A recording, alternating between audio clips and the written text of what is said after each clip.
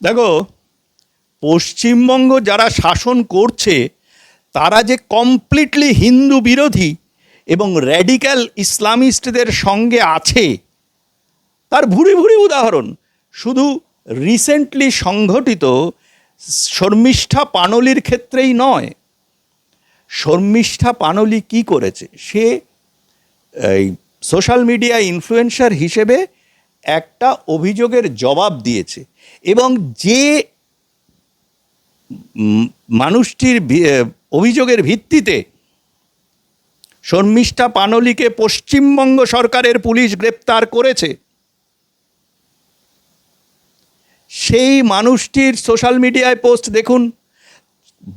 বারংবার তিনি হিন্দু দেবদেবীদের অপমান করেছেন, কামাখ্যা দেবীকে নিয়ে কথা বলেছেন। শুধু কামাখ্যা দেবী নয়, সে অন্যান্য হিন্দু দেবদেবীদের সম্পর্কেও কুরুচিপূর্ণ কুৎসিত মন্তব্য করেছেন। ভারতীয় সংবিধান অনুযায়ী দেশের পুলিশ কোথাও এটা করতে পারে না। সংবিধানে একটা বিশেষ ধর্মের হয়ে কাজ করা এটা অত্যন্ত গর্হিত কাজ, এবং তারা যেটা করলো এটা কিন্তু রেকর্ড হয়ে থাকছে।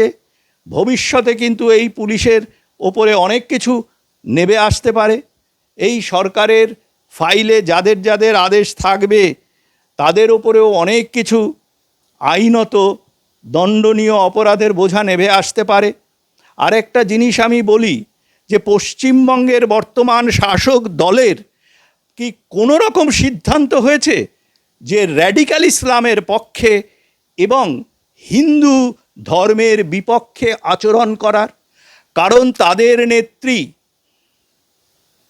পার্লামেন্টের এমপি সায়নী ঘোষ, তিনি মহাদেবকে নিয়ে অশ্লীল কথা বলেছেন। মা কালীকে নিয়ে পার্লামেন্টের অন্য একজন সদস্য মহুয়া মৈত্র, তিনিও কুৎসিত কথাবার্তা বলেছেন। যার অনুপ্রেরণায় পশ্চিমবঙ্গ সরকার চলছে, সেই অনুপ্রাণিত সরকারের অত্যন্ত কাছের লোক এবং বিভিন্ন রকম পশ্চিমবঙ্গ সরকার দ্বারা পুরস্কার প্রাপ্ত, অন্য জায়গায় নয়। তো সেরকম একজন কবি, তিনি মহাদেবের ত্রিশূলে কন্ডম পড়াচ্ছিলেন, তাকে কন্ডম কবি নামই দেওয়া হয়েছিল।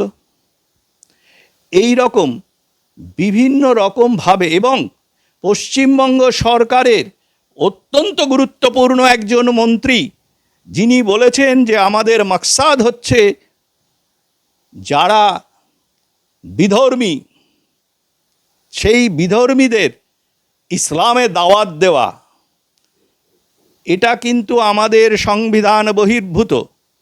সুতরাং তৃণমূল কংগ্রেস তাদের এই সব অ্যাক্টিভিটির দ্বারা প্রমাণ করছে যে তারা ভারতবর্ষের মধ্যে পশ্চিমবঙ্গ রাষ্ট্রে দারুল হার্ব থেকে দারুল ইসলামে করার একটা চক্রান্তে লিপ্ত। সেই পুলিশকেই তাদের প্রমাণ করতে হবে, এই সরকারকে প্রমাণ করতে হবে যে তারা এটা করছে না। তা না হলে এটা কিন্তু সংবিধান তথা ভারতের সংহতির পক্ষে একটা মারাত্মক আঘাত হতে যাচ্ছে। বিশেষ করে এমন একজন জেহাদি, হিন্দু ধর্ম বিরোধী, হিন্দু দেবদেবীকে আক্রমণকারী একজন লোকের একটি অভিযোগের ভিত্তিতে পশ্চিমবঙ্গের থেকে অনেক দূরে থাকা একজন মিডিয়া ইনফ্লুয়েন্সার শর্মিষ্ঠা পানলি, এটি ছোট বাচ্চা মেয়ে, তাকে গ্রেপ্তার করা হলো কেন? সে কি দেশের ইন্টিগ্রিটির বিপক্ষে বা কোনো ধর্মীয় কাউকে আঘাত দিয়েছে? এবং কে এটা কমপ্লেন করেছে? এই সমস্ত ইনভেস্টিগেট করা হোক, এবং কোন পুলিশ অফিসার অর্ডার দিয়েছে সেটাও কিন্তু দেখা হোক। এই পুলিশ অফিসাররাও যাতে ভবিষ্যতে ছাড়া না পায়।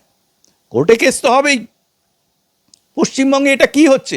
আমরা কি জেহাদি ইসলামকে বাইরে থেকে তুলে নিয়ে এসে পশ্চিমবঙ্গে প্রতিষ্ঠিত করেছি তৃণমূল কংগ্রেস মারফত?